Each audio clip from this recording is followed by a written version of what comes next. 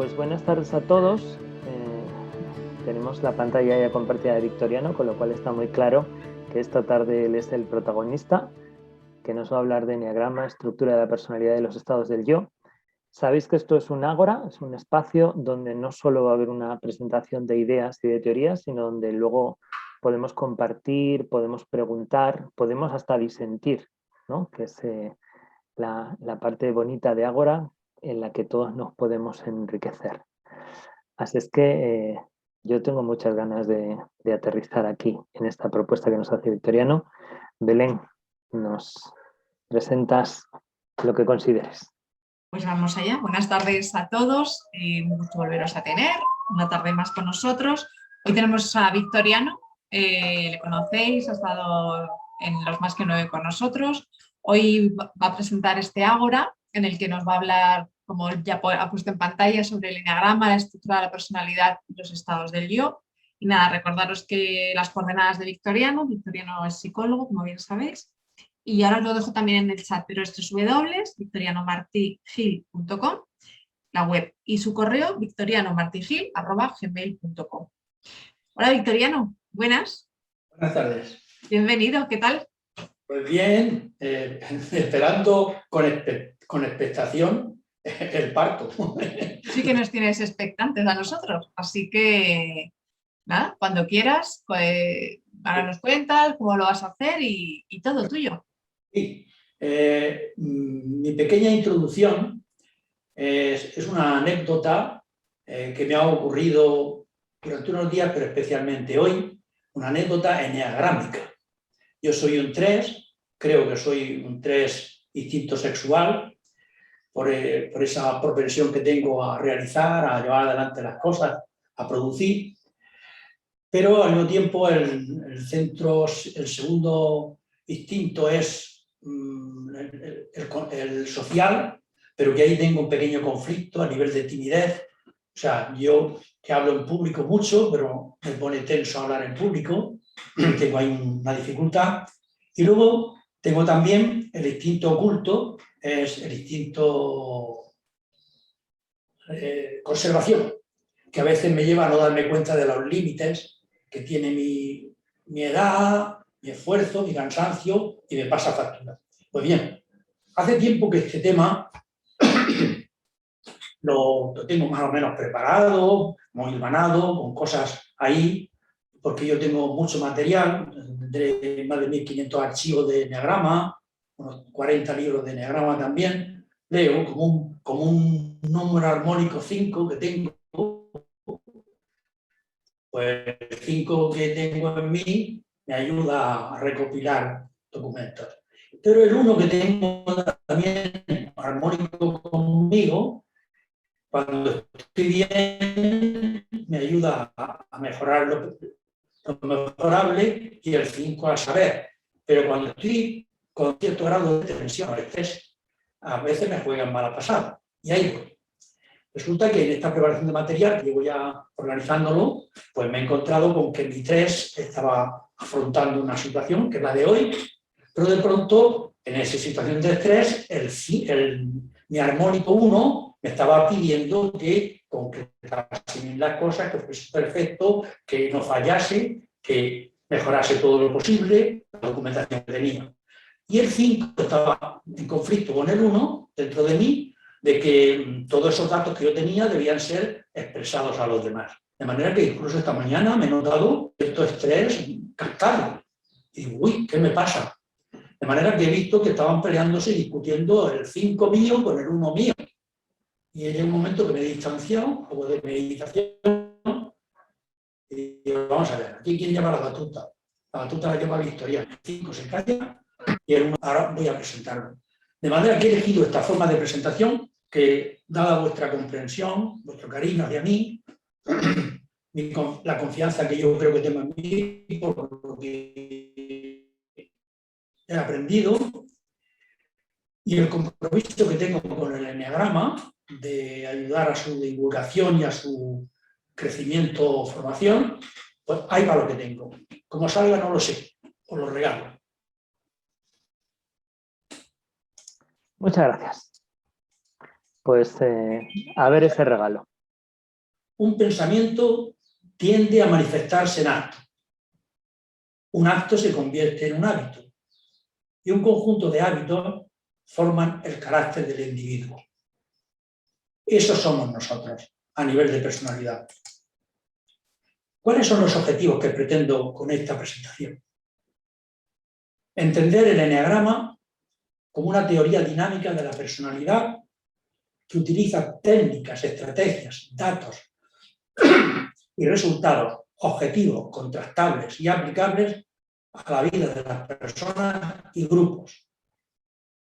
El eneagrama que en su investigación y experimentación se apoya también en otras teorías. También pretendo con esta presentación conocer la importancia y el papel del inconsciente en la forja de nuestra personalidad.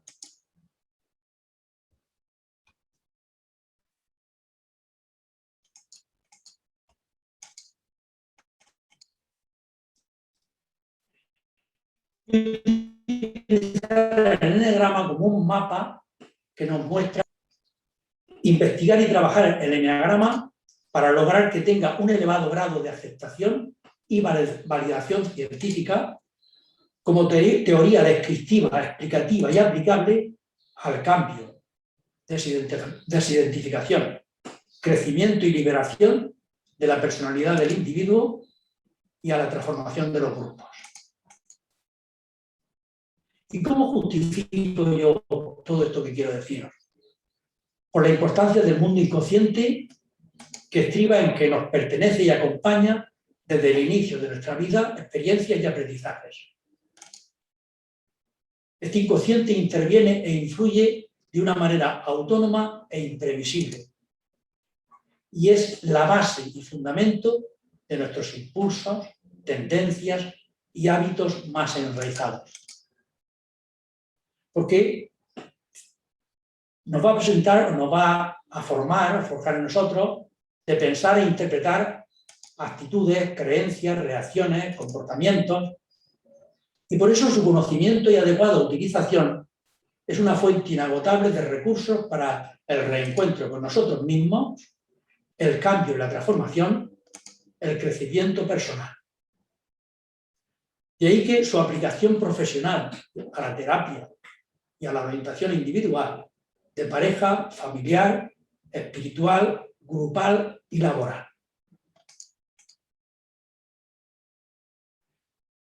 Bien. El tema que quiero presentar después de esa justificación es que el eneagrama, apoyado en otras teorías psicológicas, trabaja un aspecto importante, o por lo menos lo tiene que trabajar y mirar con mucha atención: la dinámica inconsciente. Eso que hay por debajo de lo que aparece, incluso muchas veces de lo que somos. Porque el eneagrama, como teoría de la personalidad, la entiende como una estructura dinámica y relativamente estable de cada sujeto. Y esa personalidad se inserta, o el eneagrama se inserta, en otras opciones, dentro del cuadro de las tipologías de carácter psicodinámico, que tiene como objetivos el yo esencial, o cualidades de la persona centrada, el ego, propenso a la exageración o distorsión de esa misma cualidad, y la integración de la personalidad en la esencia. Ese es el objetivo: descubrir el yo esencial, el ego, que se expresa a través de nuestra personalidad, y la integración de esa personalidad en la esencia. Si no hacemos ese recorrido, el eneagrama será una mera descripción y un mero saber teórico. Es un mapa para hacer un recorrido de reencuentro. Y para ello utiliza teorías psicoanalíticas, aspectos, conceptos psicoanalíticos, por ejemplo el ego, el superyo, el inconsciente, el consciente, y también otras teorías afines. Mi planteamiento se realiza en dos vertientes, o doble dimensión. En una dimensión vertical voy a presentaros el eneagrama y la estructura de la personalidad. Es decir, cómo actúa y se expresa cada tipo en sus tres estadios: el ello, el yo y el superyo. Y en el aspecto horizontal, el eneagrama y los estados del yo. Es decir, instancias desde las cuales actúo, me relaciono, me comunico y los comunicamos cada tipo. ¿Mediante qué? Mediante una serie de transacciones o juegos comunicativos, relacionales en los estados del yo, que es el niño, el padre y el adulto.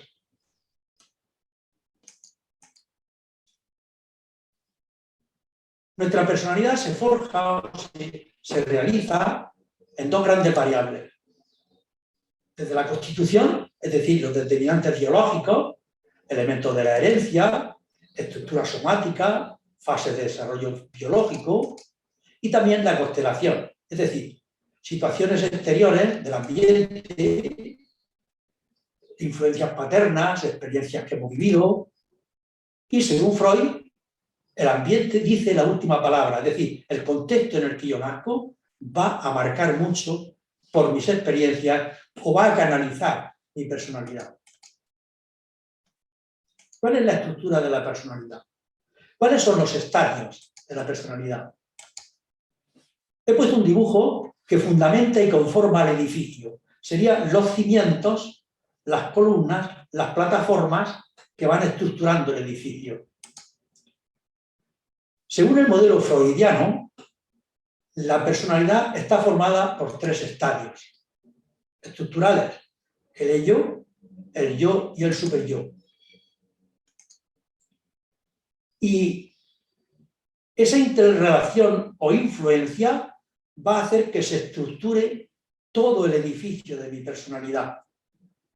Posiblemente eso ya no se vea, desaparezca, pero yo diría que es la estructura de la esencia de la personalidad, que se interrelaciona e influencia y que va a condicionar el futuro. Y también hay aspectos cognitivos de la conciencia, que es el inconsciente, el preconsciente y el consciente. ¿Cuáles son los componentes de la estructura de la personalidad? El ello, el yo y el superyo. Cuando nacemos, todo en nosotros es en ese principio ello, por lo menos lo que se manifiesta es el ello. El yo y el superyo se van a desarrollar durante la vida. El ello inconsciente es la parte íntima y primitiva de la personalidad. Y aquí os voy a describir unos cuantos detalles que es importante tener en cuenta, porque es la clave a donde cuando trabajemos los instintos posiblemente haya que ir mucho a todo este aspecto. Porque el ello es profundo, oscuro, inconsciente, poderoso. Es la primera expresión de lo heredado. Es el almacén mental de la energía. Representa los procesos primarios, las reacciones primarias. Por eso está cargado de energía fluida y libre, capaz de descargarse y se condensa y se desplaza. Es imprevista. ¿Y qué busca el ello? Busca el placer, la satisfacción innata de las primeras necesidades. Y las consigue de una manera ciega y pertinaz. Insiste porque es el principio de supervivencia. Y su principal componente, según la teoría freudiana, es el impulso sexual. El impulso sexual entendido en cuanto a energía que da vida, que crea vida, que produce intimidad entre los seres vivos. Por eso el ello es amoral, acultural, imperioso, temerario, arriesgado. No tiene leyes lógicas. Los procesos mentales del ello son procesos primarios. No hay ninguna lógica que los mantenga. Es el principio de vida y de placer.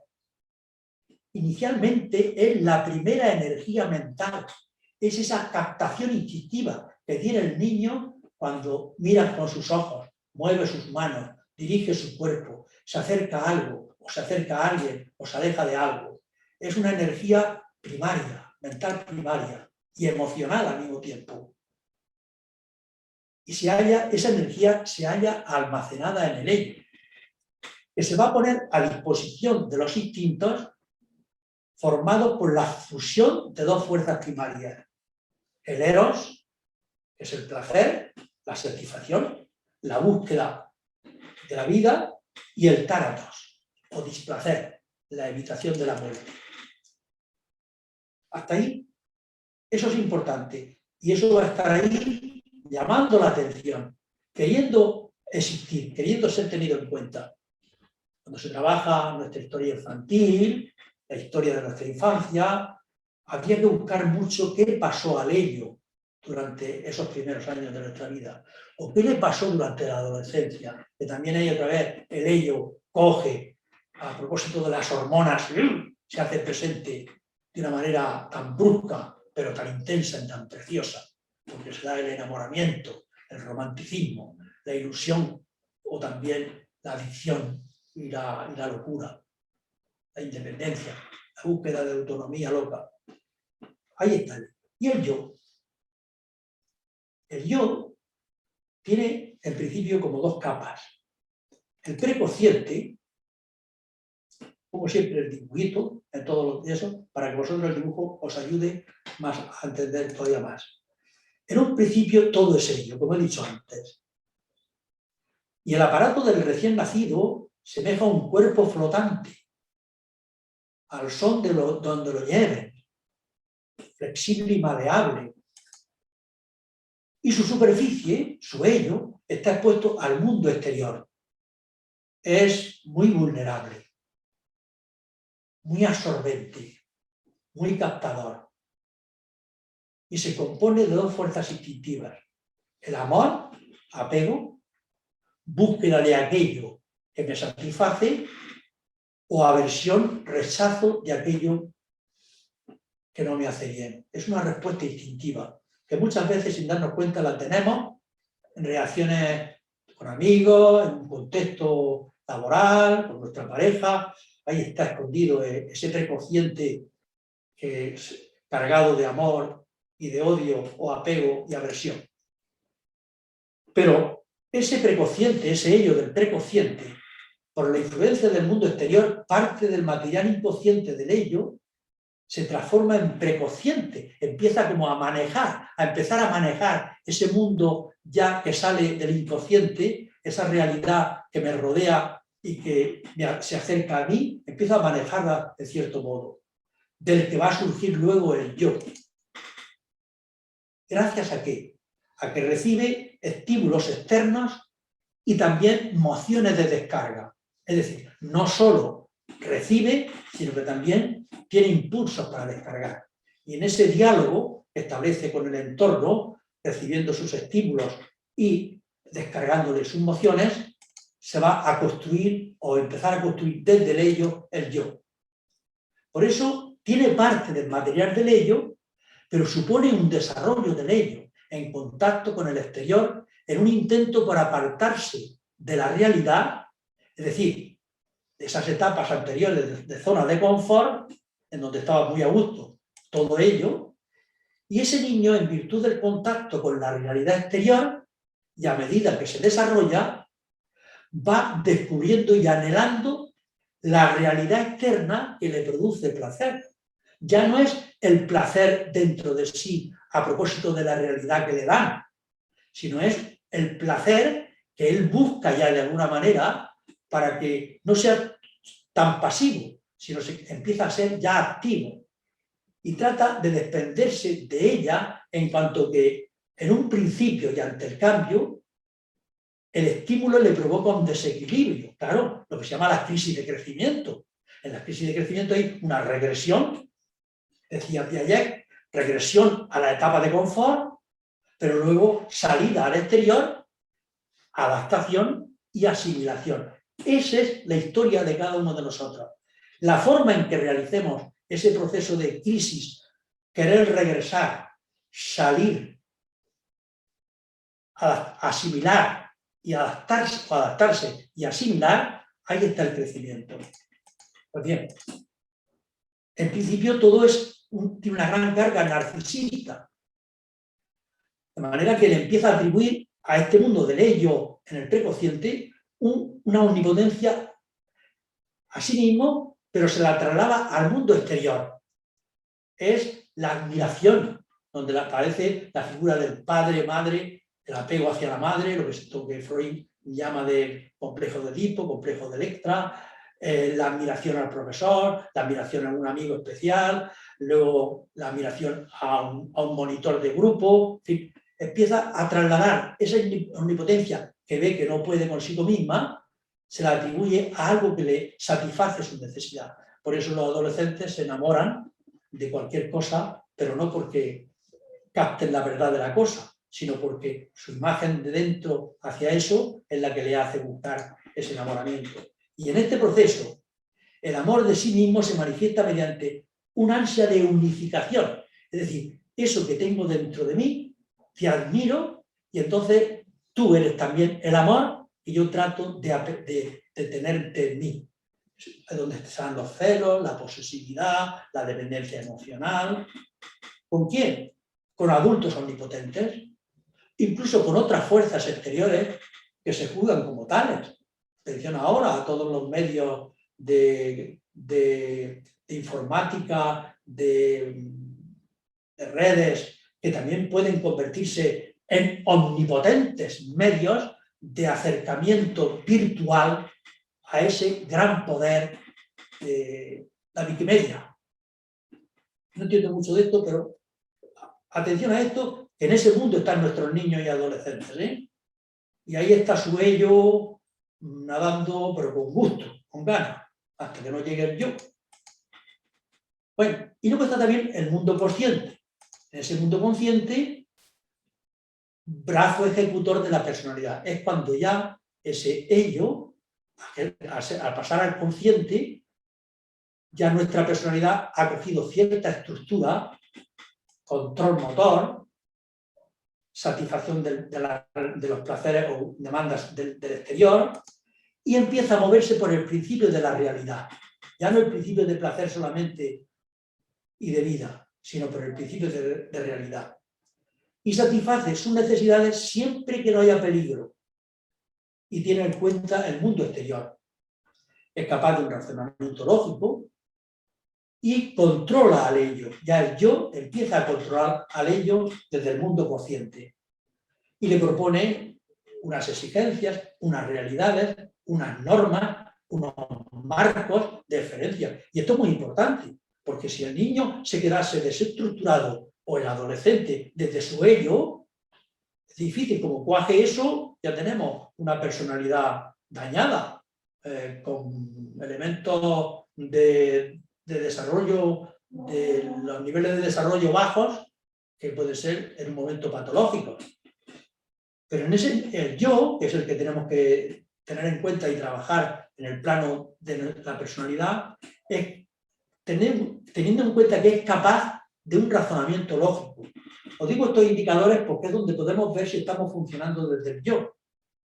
Controla al ello poniéndole exigencias y utiliza mecanismos o estrategias de defensa, que ya las utilizó el niño en la primera etapa, pero ahora desde el yo puede utilizarlas también de una manera mucho más adecuada, porque todavía tenemos mecanismos de defensa, pero entonces eran mecanismos de defensa pasivos, es decir, para defenderse de, o protegerse de, o conseguir qué.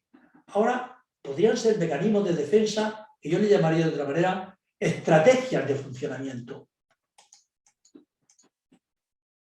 Y en los adultos, ese yo pasa a ser el agente que controla la conducta. De manera que cuanto mejor desarrollemos el yo, lo hagamos fuerte, equilibrado, flexible al mismo tiempo, ¿no? Cuando haya rigidez en nuestro yo, en nuestra personalidad, estamos en otro sitio. Estamos o en el super yo o en el ello caprichoso, que también es rígido, se sale con la suya.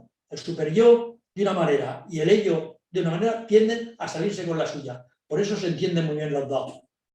Y claro, cuando llega una persona que tiene un gran super yo y coge al ello, pues se carga a todo Dios. Pues perdón. Cuanto mejor desarrollado esté y más fuerte sea el yo, más equilibrado y adaptado. ¿Y cuáles son sus funciones? Contacto con la realidad.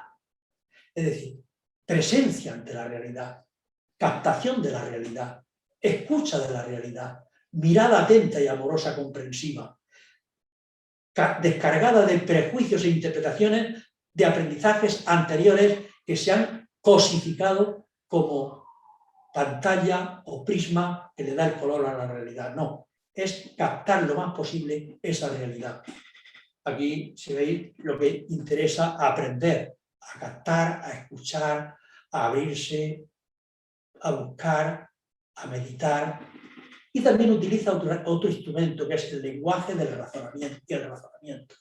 Es donde utilizan la palabra como mejor manera de sintetizar y expresar, dominar y expresar su pensamiento, su saber.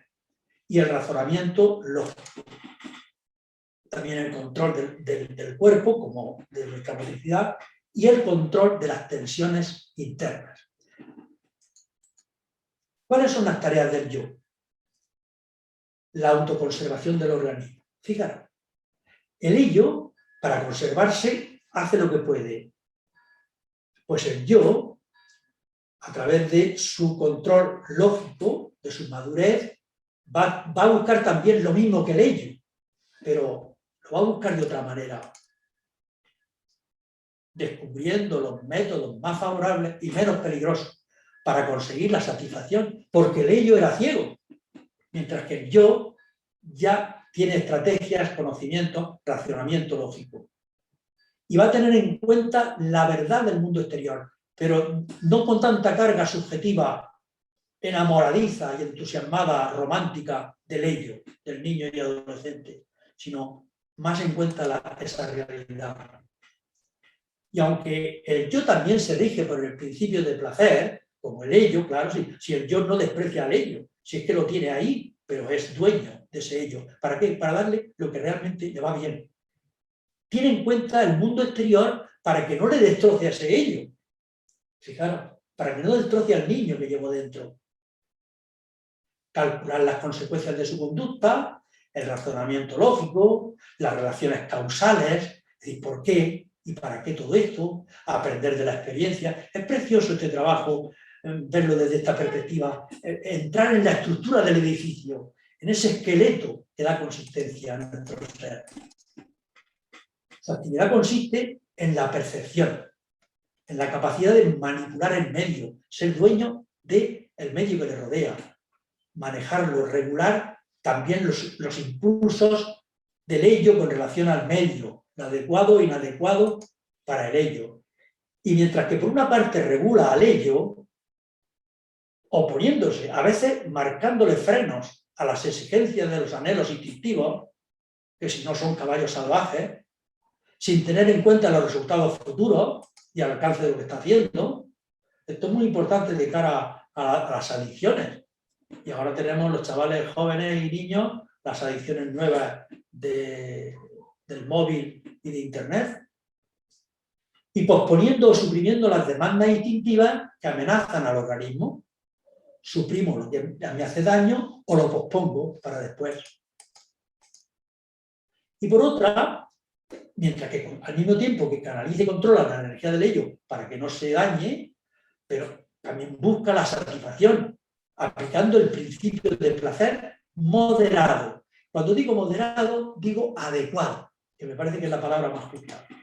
Se aferra, por un lado, al principio de la realidad y busca y persigue la causa del placer siempre que no haya peligro. Por lo tanto, busca el placer, y aquí placer no tiene sentido de gozo así placentero, sexual o corporal, no. Es el placer de haber logrado la integración de mi ser. Es el gusto por haber descubierto la sabiduría, el gusto por haber acertado en la acción, el gusto por vivir una relación adecuada, el gusto por hacer un trabajo apropiado. Ese es el placer, el gusto de la cosa bien hecha, de haber redondeado el círculo de la realidad, siempre que no haya peligro. Y se convierte entonces en objeto de amor para el yo. La realidad y el placer se unen de tal manera con el yo que se convierten en objeto de amor. Amo lo que hago. Te amo porque vales para mí. Realizo esta tarea porque me realiza y te realiza. Es decir, hay un elemento amoroso profundo que es más profundo que el sentimiento, que va unido a dos cosas: amor propio, dignidad, diría yo, y sentido de la dignidad. Y el superyo también es otro elemento que está ahí estructurado. ¿Qué es el superyo? Es la moralidad, la norma inconsciente y poderosa del individuo que en discrepancia con sus principios y creencias muchas veces inflige sufrimiento y exige expiación con la culpa. Es decir, el superyo viene a corregir aquello que parece o que piensa que no está bien. Fijaros, aunque el superyo parece que lo tenemos las personas adultas, ¿no?, ya se da en el niño en una concepción infantil, inconsciente y poderosa, que empieza a forjarse en el ello del niño. Conforme se va haciendo el yo, antes de que se forje el yo, ya hay una norma que aparece. Es el debes y no debes. O bien de palabra, o bien con corrección, o bien con estímulo, o bien con castigo, o bien con privación. Es decir, ese miedo al abandono o ese miedo a no ser amado hace que el niño, su ello, sea controlado por el superyo de la expectativa del adulto. El niño entra obedeciendo al superyo de la figura que idolatra y va creando dentro de sí un superyo. Ese superyo que se va construyendo unido al ello va a ser el que después, si no se ha canalizado bien, va a salir de modo espontáneo. Porque en el fondo es aquello que desde el ejemplo, desde la indicación, la propuesta educativa, que no digo que esté mal el superyo, sino que esa propuesta educativa que va a estructurar al ello, desde la norma superior, la convivencia, la familia, lo que está bien, lo que está mal, es un intento, se convierte en un intento de autodisciplina. El niño sabe que haciendo eso no va a perder el amor, no va a perder la amistad, no va a perder los amigos, no va a perder el aplauso, no va a perder el impulso, no va a perder la compañía. Y va internalizando dentro del yo las normas del mundo de sus padres, o del grupo, o de la escuela, o de las autoridades que le rodean. Y al igual que el yo y el ello, va a crear lo que se llama fuerzas anti-instintivas. Es decir, es un control, pero ya autoritario, de los instintos. No es el yo que escucha y lo va... No, aquí el superyo se convierte casi en un tirano superior que lucha contra el tiranillo del ello. Son como dos tiranos. ¿Cuántos conflictos de pareja es resultado de la pelea que tengo dentro de mí entre mi yo, mi ello y mi superyo? Entonces se lo cargo al otro. Al principio es un nuevo elemento añadido e introyectado al yo, constituyendo una parte de él.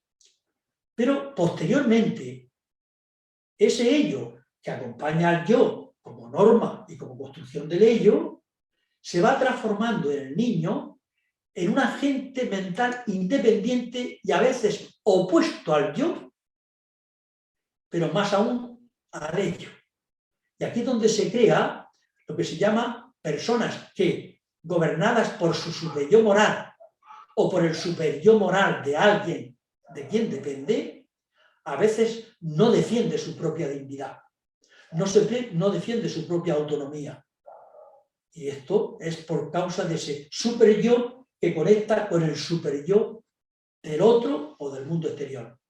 Y más aún el ello, porque el ello que es caprichoso, ahí el superyo le da un golpe mortal. Diríamos que lo doblega y lo calla, porque es emocionalmente intenso y poderoso. ¿Por qué? Por el temor al castigo, por el temor a perder el placer, la vida, la compañía, el alimento, la satisfacción, y por la necesidad del afecto, dado que si me abandonan, me quedo solo, muero. Y esa protección obliga ¿a qué? Al niño a aceptar primero y luego a internalizar las nociones y normas paternas o del contexto social.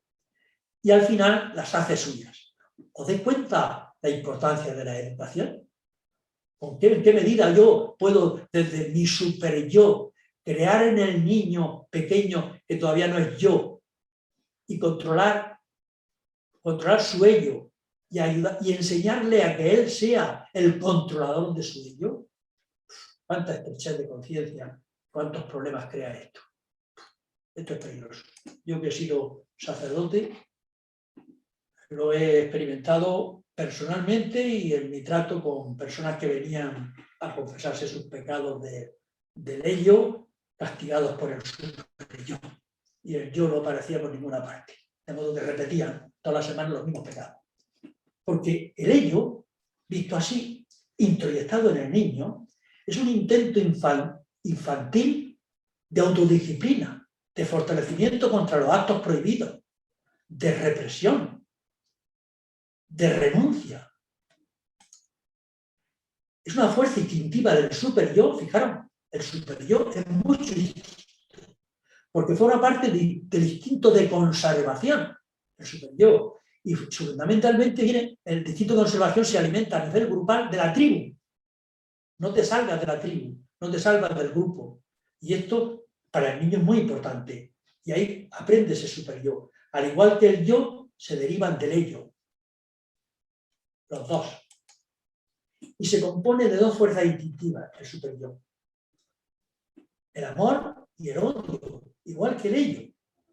Por su intensidad emocional y por las demandas instintivas. O sea, ¿os dais cuenta? He dicho antes, el yo, el ello, intensidad emocional e insistencia de las demandas. Y el super-yo igual. Se asemeja más el super-yo al ello que al yo. Y se comunica más libremente con el ello y con el yo. Entre los dos dialogan mucho, se confabulan y sale lo que sale. Y en discrepancia con sus principios de creencia, este super-yo inflige sufrimiento y expiación. Y eso crea un conflicto. Es un indicador. Cuando yo tengo conflicto dentro de mí o conflicto con alguien, ahí están tomando preeminencia el ello del otro y su super-yo. Mi ello y su super-yo. Y mi super-yo. Y en ese momento el yo no tiene nada que hacer porque los dos están en conflicto. ¿Entre qué? ¿Cuál es el conflicto? Entre lo que debería ser, por ejemplo, nuestra relación o las pautas morales representadas por el super-yo y la autoprotección y la supervivencia representada por el yo y el principio de realidad. Entonces, ese super-yo va hasta tergiversa la verdad de la realidad, de lo que es bueno o malo. Y ese super-yo, además, nos lo decimos de los padres, son sucesores sustitutos, el contexto social, y se aparta, a medida que el individuo crece, ese super-yo que ha introyectado de niño, se aparta de las imágenes infantiles de los padres, se hace impersonal y se va adaptando a las normas sociales y éticas objetivas. Es decir, por ejemplo, en la adolescencia pasa a la pandilla, ocupa la pandilla el super-yo del grupo. Y luego las normas morales, y no digamos las leyes de tráfico y todas las leyes sociales. Por eso constituye el super-yo, un punto, no digo que sea malo, sino que está ahí, forma parte de la realidad, constituye los puntos referenciales sociales y morales del individuo. Es la moralidad inconsciente del individuo que a menudo, en discrepancia con sus principios y creencias, inflige sufrimiento y exige expiación por actos que la persona no sabe conscientemente que desaprueba. La situación acrecienta enormemente la oportunidad para el conflicto. cuando haya conflicto en ti o conflicto en alguien o con alguien, piensa más en el ello y en el superyo que en el yo. Aquí tenéis unos cuantos dibujitos. El ello instinto, el yo razón y el superyo moralidad. Puede haber un conflicto con la realidad externa y conmigo mismo. Ahí tenéis otro dibujito del yo, principio de realidad, placer, el superyo, moralidad y también el aspecto de ansiedad. Puede haber 3 clases de ansiedad. La ansiedad de la realidad, que es, no llega a pertenecer al yo, sino lo que hay entre el yo y el ello, la frontera que hay es una ansiedad de la realidad, el principio de realidad del yo y el principio del ello de placer. Ahí puede haber una ansiedad, la ansiedad moral, que se da en la frontera entre el superyo y el yo, y la ansiedad neurótica, que es cuando las 2 ansiedades anteriores no se han resuelto bien, entonces el yo se contamina y cae también en ansiedad. Bueno, pues vamos a ver, para terminar este apartado, en qué consiste la estructura de la personalidad en cada tipo. En el tipo 1 es una persona tendente, es una persona propensa a ser, siempre es tendente y propenso. Yo lo planteo así porque me parece menos definitorio. Propenso a ser interior, introvertido e intrapersonal, vive valores, actúa con creencias, el perfeccionamiento, la superación de la justicia, mientras que el 4 es también interior, introvertido, pero es más intrapersonal, como el 1. Y vivenciar situaciones personales, sentir emociones, sentimientos, expresar emociones, crear. Y en el caso del 5 es interior, introvertido también e intrapersonal. Pero tiene predisposición a observar, analizar, descubrir, estudiar y aprender. ¿Cuál sería en el caso del 3? El 3 es más individual, más extrovertido y más interpersonal. Su tarea fundamental es proyectar, planificar, ser eficaz, resolver, progresar. El 7 también es individual, extrovertido y más interpersonal. Ilusión por vivir, optimismo, lúdico y festivo, el humor. Y en el 8, también tendente a ser más individual, más extrovertido e interpersonal, trabajar, actuar, la fuerza, la autoestima, el poder de la autoridad. Y en el otro grupo, tres grupos de tipos, su tendencia es ser social, grupal y extrovertido, y tiende a captar la necesidad de los otros, a afrontar situaciones y resolver problemas. En el caso del 6, que también es social, grupal y extrovertido, vivir en grupo, establecer conexiones, colaborar y cooperar y apoyar. Y en el caso del 9, tiene la misma tendencia social, grupal y extrovertido, dialogar, comunicar, compartir, conciliar y convivir. Tendréis un dibujito, yo os mandaré el documento para que lo tenga la asociación. Este sería todo la estructura del LS. Bien, vamos a la segunda parte, que es más breve, pero también complementa la anterior. Son como 3 instancias o 3 estados del yo desde donde nos relacionamos. Es solamente un esbozo, porque sería un intento de que si alguien quiere avanzar en todo esto, pues lo trabaja y lo dialogamos. Aquí he puesto la casa, pero ya no aparece la estructura de la casa.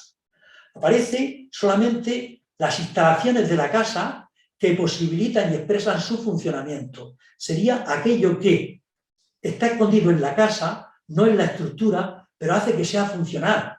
Los cables de la luz, las tuberías del desagüe, las tuberías del agua, los cables de internet, todo lo que los frigoríficos, los elementos que conectan todos los aparatos y influyen y condicionan la funcionalidad del edificio. Atención a esto, porque este apartado también del inconsciente, de los estados del yo, van a condicionar también y van a servir mucho para deteriorar la estructura o para mejorarla. De hecho, muchas veces estas instalaciones internas que se rompen y no se ve su daño, pueden desestructurar la estructura. Todas las personas, independientemente de su edad, tienen una personalidad formada en mayor o menor medida porcentaje por 3 estados o componentes.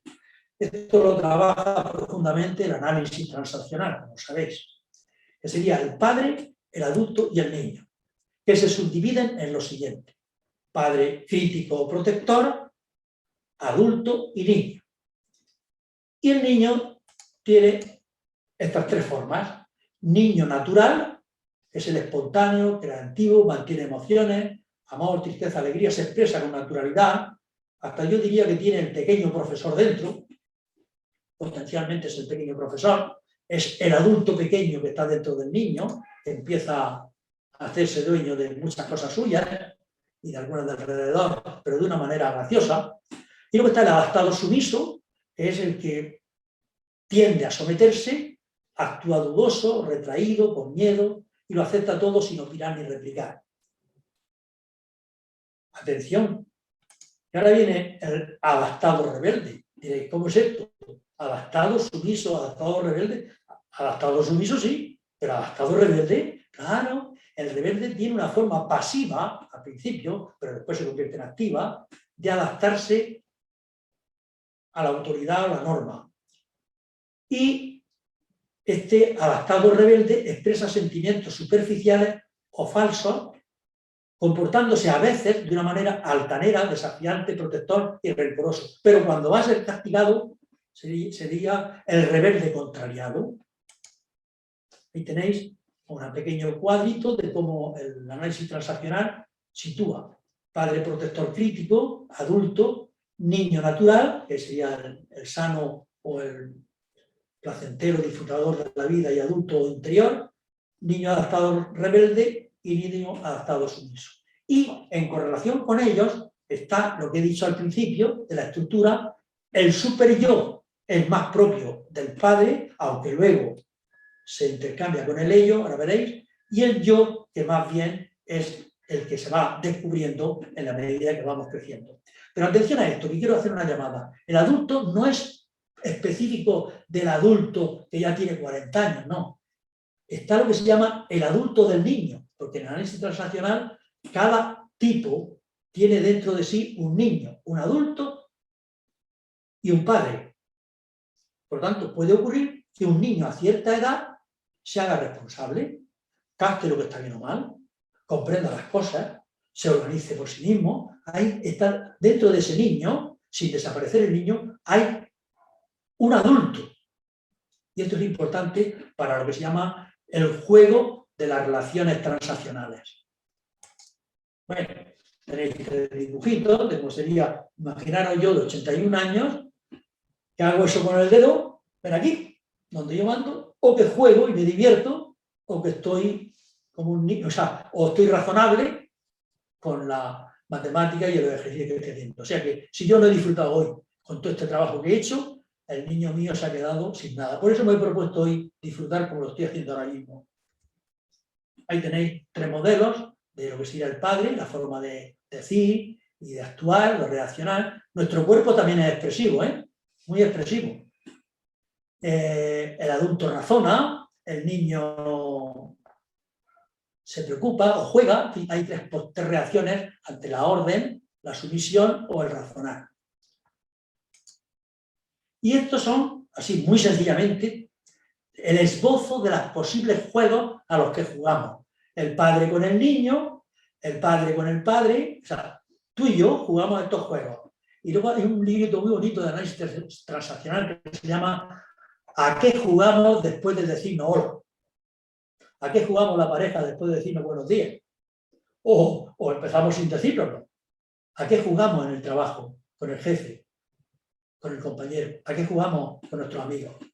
Pues se dan primariamente estos tipos de juegos. Padre con padre, padre con adulto, adulto con padre, adulto con adulto, adulto con niño, niño con niño, niño con padre, todo ese juego.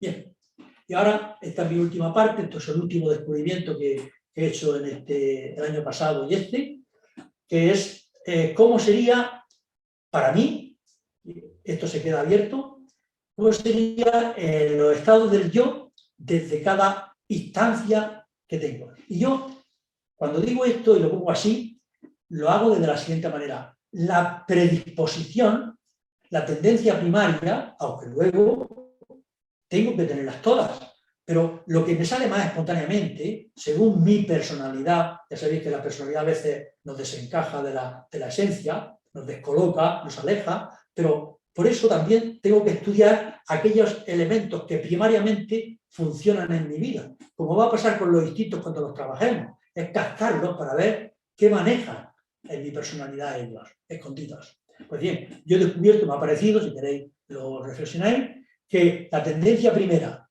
del 8, del 1 y del 2 es ser figura padre. Porque son como los que dan, los que cuidan, o los que protegen, o los que dan normas. En el caso del 1, valorando, juzgando, mejorando, perfeccionando, usando un juicio crítico en el sentido más sano de la palabra, y también exigiendo. En el caso del 2, la figura padre sería ayudando, escuchando, comunicando, empatizando, estableciendo relaciones humanas, apoyando. Y en el caso del 8, su tendencia de padre primaria sería crear, luchar, emprender, dirigir, mandar, organizar, corregir y sancionar. Bien, si alguien actúa, aunque sea de otro tipo, está posiblemente actuando más que desde su tipo, de la fuerza, de lo que tiene del otro tipo en esa situación. ¿Y cuál sería el niño? El niño serían el 4, el 7 y el 9. En el caso del 4 sería interiorizar, sano, sumiso, rebelde, contrariado. Tiene tendencia a. En el caso del 7, exteriorizar. Bueno, termino con el 4. En el 4 sería, al interiorizar, le va a llevar a sentir, comprender, percibir, profundizar, vivenciar y crear. Algo sale de él. En el caso del 7, su tendencia es a exteriorizar y su papel primario en las transacciones es el rebelde, contrariado, sumiso o sano. Puede ser las tres cosas, rebelde, contrariado, sumiso y sano. Y su tendencia como tomador es disfrutar, reír, jugar, celebrar, viajar. O sea, sacarle partido a la vida. Y en el caso del 9, que sería un tomador también, tiene tendencia a socializarse, a socializar, y puede ser también rebelde, contrariado, sumiso y sano.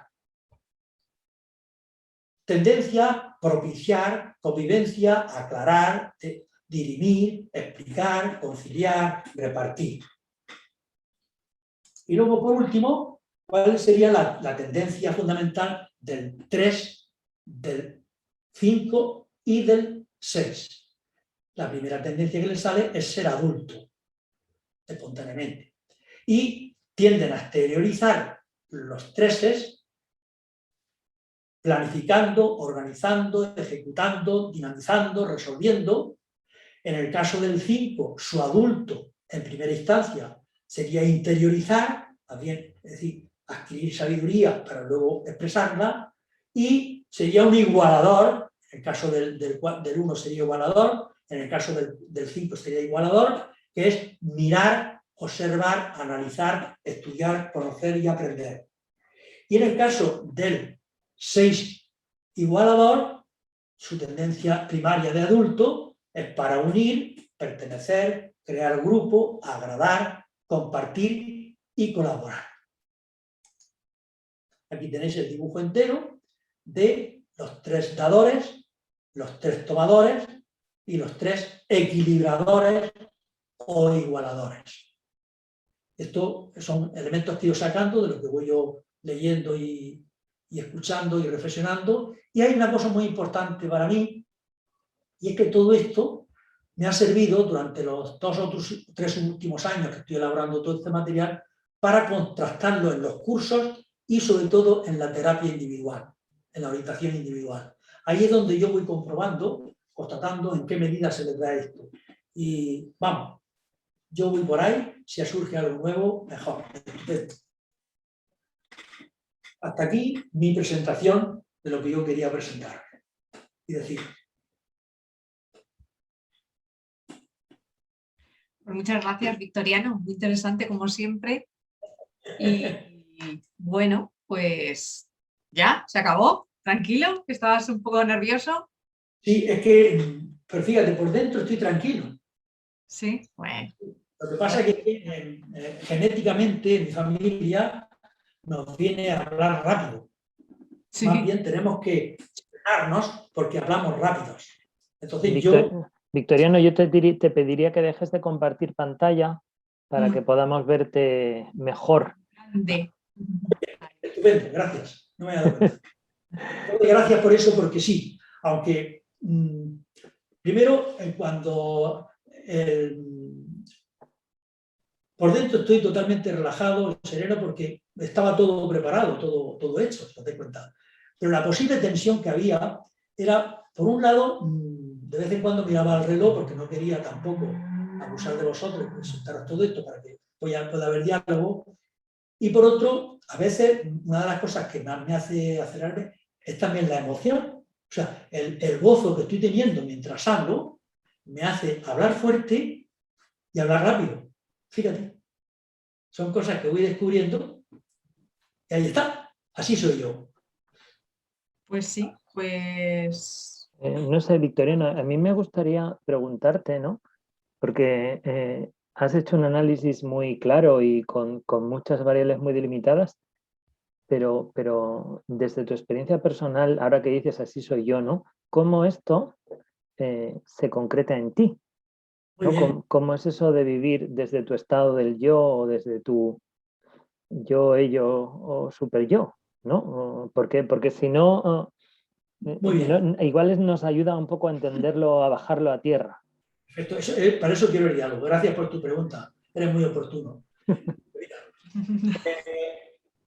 Esto daría para una exposición ya personal, pero sí quiero que te entiendas. Yo, por ejemplo, yo descubrí el yo a los 7 o 8 años. Yo era el que me organizaba mis medicinas. Yo me quedaba encargado de la cocina de mi casa mientras mi madre se iba al horno. Y yo a los 10 años llevaba el almacén de mi padre. Ahí apareció el yo. El ello es aquel impulso que yo tenía y que conservo ahí, que era mi disfrutar de las cosas. No sé si sabéis que yo tenía que estar muerto, porque según la biología mía, yo no debí vivir, según el médico, más de un mes. Y llevo 81 años. Entonces yo creo que había en mí un ello, un principio de vida y de placer tremendo. Y aquello se fue canalizando porque a los 14 años hubo un conflicto entre mi super yo de la conciencia, ten en cuenta que yo tenía una fe inmensa en Jesucristo, el Evangelio, la moral católica y la religión. Yo era monaguillo y después estudié para sacerdote, de modo que el super yo que he dicho, multiplicarlo por 10 conmigo. Luego tenía un ello en mí que era una búsqueda de vitalidad, de vivir las cosas con pasión. Y aquello creó un conflicto. Pues yo soy cura casado. Y el super yo lo viví en conflicto cuando yo me enfrenté a la moral, al compromiso, y luego tenía que renunciar al placer del amor o vivir el amor. Ya tienes como un ejemplo. Pero esta tensión entre el ello y el super yo que tenemos todos, ¿cómo la relacionas tú con tu eneatipo? O sea, que específicamente, ¿no? Porque aquí estamos para hablar de eneagrama. Estoy hablando como tres, ¿eh? Claro, pero yo podría decir algo parecido, ¿no? Al enfrentamiento de la pulsión y de la ética, aunque mi ética probablemente no tenga o no estuviera basada en la fe. Todos hemos recibido una educación y todos tenemos, ¿no? Entonces, me interesa mucho lo que estás contando, porque yo entiendo que esa tensión en un eneatipo 3, donde la visión de los demás es tan importante, ¿no? No va a tener que ver con un eneatipo que a lo mejor es más capaz como un 8 que va a tirar para adelante, ¿no? Entonces, esa necesidad de imagen, esa necesidad de reconocimiento, ¿cómo te afectó en ese conflicto del que nos estás contando? Me afectó físicamente con una úlcera y hemorragia sanguínea.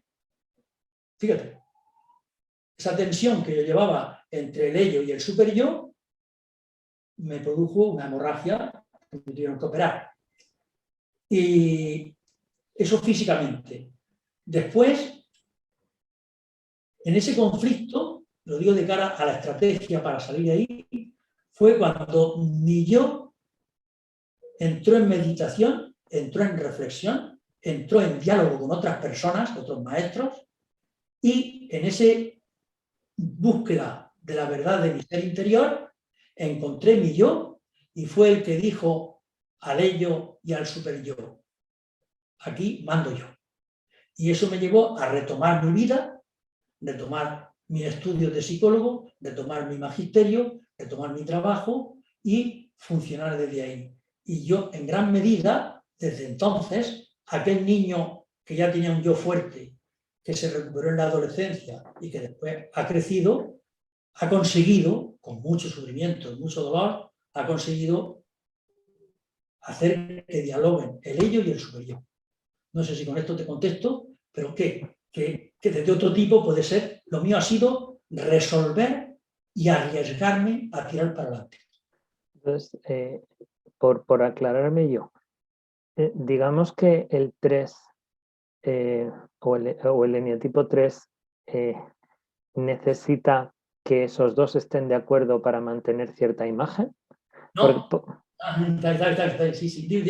Porque yo, por ejemplo, en mi caso, de eneatipo 7, para poder llevar toda la actividad que mi eneatipo 7 me dice que tengo, pues probablemente en mi caso el yo se alía con el ello y quitan un poco de atención en el super yo, ¿no? Yo, o por lo menos... te entiendo. Vale. Yo noto, esa dualidad la noto dentro de mí, ¿eh? O sea, no crees que esto está resuelto todo, no. Esa dualidad de preeminencia del ello que se pone de acuerdo con el superyo para aparentar algo que el ello quiere esconder, pero que sí, se quiere salir con la suya, está ahí. Pero yo no me lo estoy tomando últimamente, hace varios años, como una lucha para dominarlos a los dos, sino como una escucha a ese niño, ello que quiere disfrutar, y a ese super yo que me quiere, entre los dos, hacer una jugada. ¿Cómo lo hago? Lo hago procurando revisarme bastante lo que hago. Es decir, no me importa la verdad que descubra en mí, cada vez menos mi equivocación, mis fallos, mis errores. No pasa nada. Estoy en un proceso. Y entonces están los dos ahí, pero no lucho contra ellos. O sea, que has desarrollado un yo aceptador, por así decirlo. Sí. Además, incluso en eso que he dicho al final, equilibrador. Pues es lo que me resulta muy, muy sorprendente, ¿no? El tener un ego aceptador con un eneatipo que es poco aceptador y muy ambicioso, ¿no? Es un contraste de fruto del trabajo. Sí, eso es una tarea, y además yo se lo digo a las personas de cualquier tipo, digo, mira, es que no tenemos otra tarea nada más que tomar conciencia de cómo somos y ayudarnos a ser mejores tal como somos.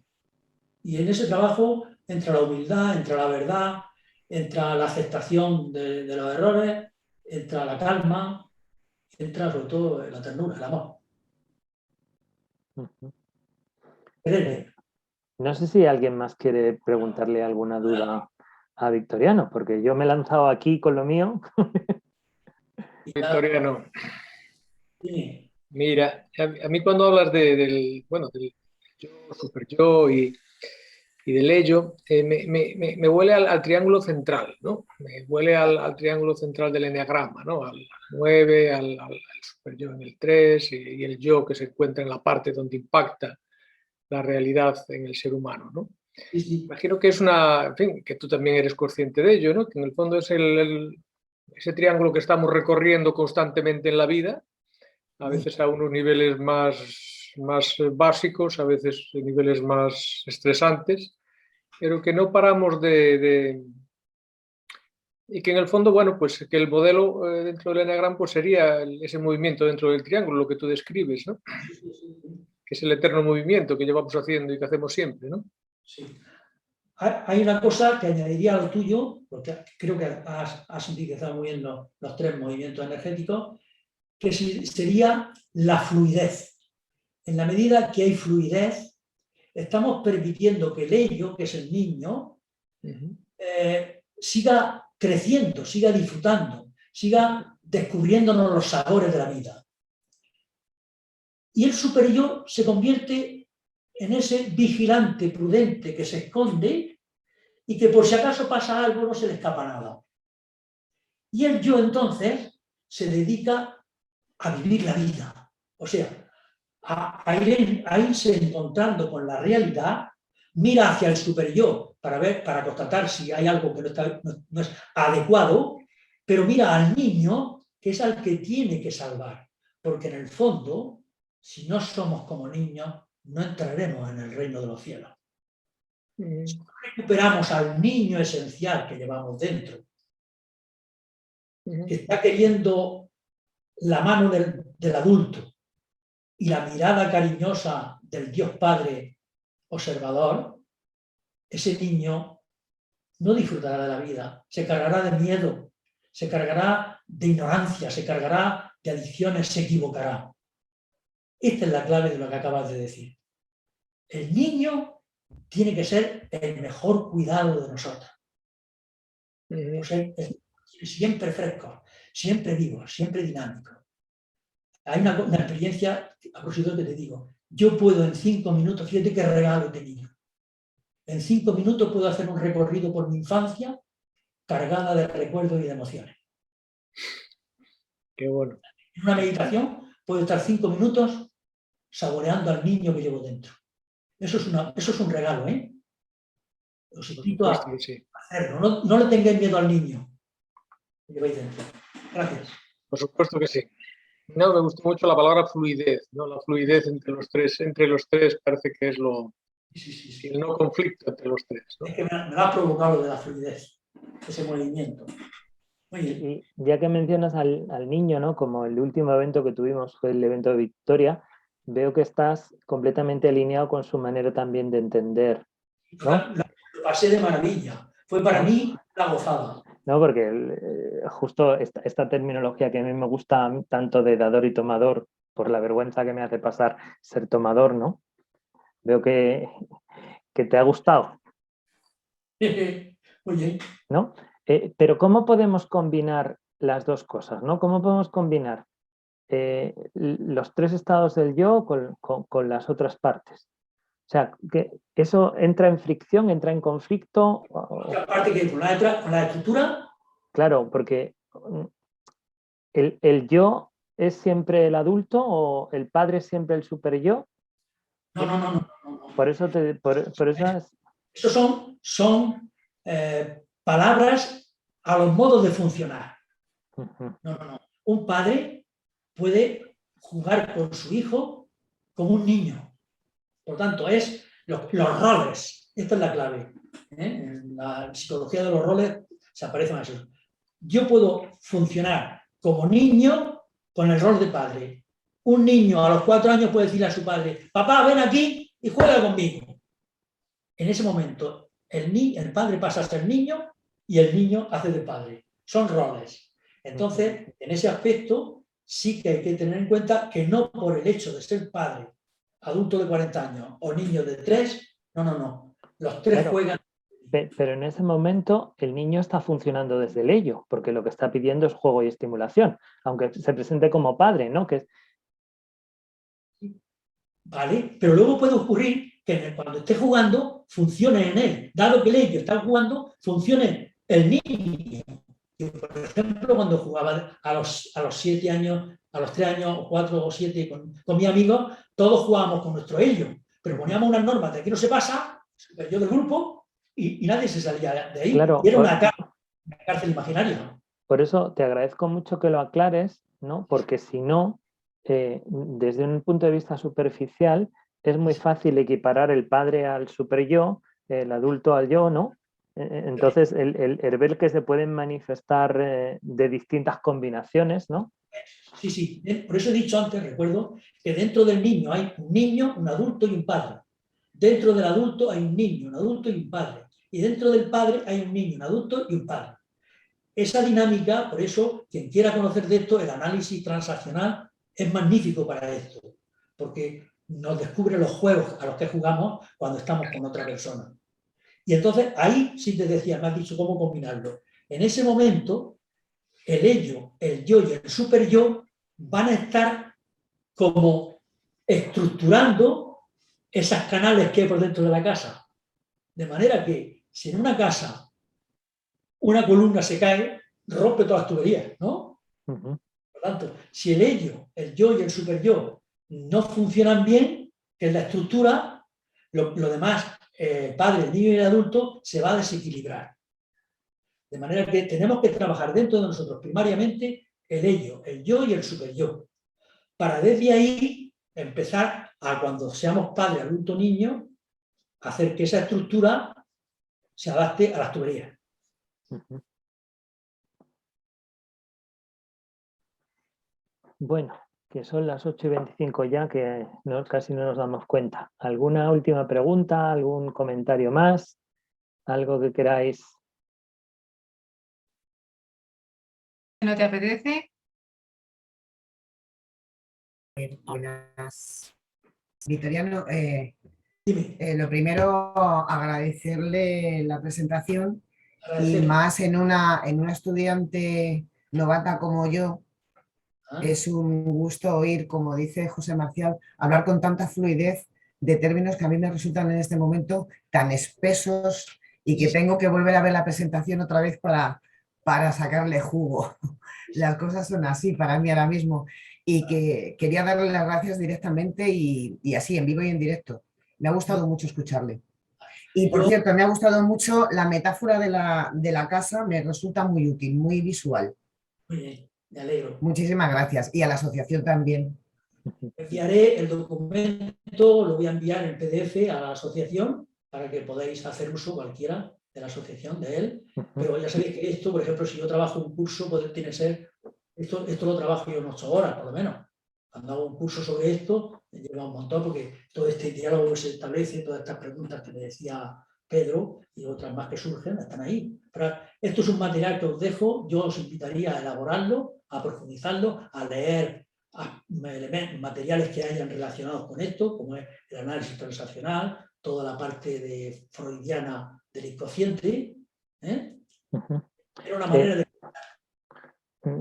Si alguna persona de los asociados, porque ya sabéis que los Agora son para asociados, quiere que le mandemos la presentación de Victoriano, que nos va a mandar tan amablemente, que Victoriano es de los que siempre ofrece material, pues para no mandársela a todo el mundo, a los que no han podido estar, ¿no? Simplemente pedídnosla, o si no, directamente pedírsela a Victoriano, que hemos puesto antes su página web y su email ahí, ¿no? Sí. Y Victoriano, soy geno de la asociación. Y yo os doy las gracias, la verdad, os doy las gracias porque me habéis ofrecido esta confianza o esta oportunidad de este trabajo que llevo experimentando 2 o 3 años, de poderlo ofrecer, de poderlo sintetizar y de poderlo hacer entender. Que es lo difícil, ¿no? El sintetizarlo muchas veces, porque meter en 8 horas en un ratito es lo... ¿Entiendes un poquito la tensión que he podido vivir hoy? Yo, fíjate, esta mañana pensaba sintetizarlo todavía más. Y el que llevo dentro te decía, hazlo más pequeño. Y he dicho, mira. Déjalo estar. Que salga el sol por donde quiera. Ahí está. Y esto que me perdonen si les he ofendido. Y veo que no. Bueno, pues como sabéis, este vídeo luego sube al canal de YouTube, con lo cual vamos a hacer, aparte de la despedida, que ahora despedirá Belén a Victoriano y cerrará, voy a hacer un anuncio, y este anuncio tiene que ver con que los próximos 9 ágoras que vamos a celebrar van a centrarse específicamente en descubrir, en compartir, en poner en común experiencias, dudas, impresiones sobre los subtipos, ¿no?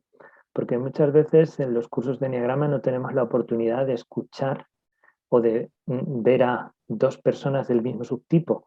Y, por ejemplo, un 8 social y a lo mejor tenemos un hombre y una mujer y ver cómo eso también establece diferencias, ¿no? Entonces, os convocamos para reunirnos, los asociados, a compartir las experiencias, las personas del eneatipo o las que conviven con el eneatipo, y los que no somos del eneatipo y queremos saber más para poder preguntarnos, ¿no?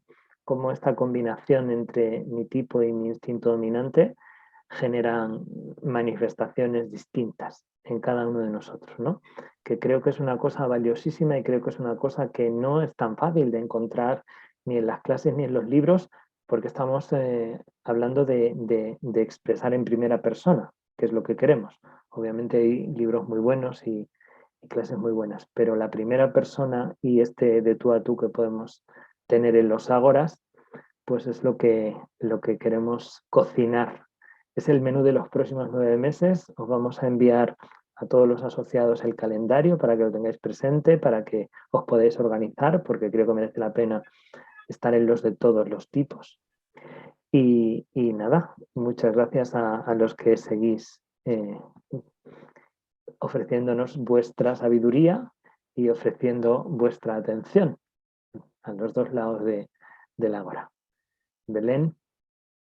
Pues sí, pues poco más, que muchísimas gracias a todos por haber participado. Victoriano, un placer, como siempre, tenerte entre nosotros, y os convocamos el mes que viene. El siguiente evento va a ser el Ágora, que ha dicho Pedro, de empezarnos por los 8, y esa semana la tenemos cargadita, que ya os iremos anunciando, convocando, redes, emails y ya sabéis.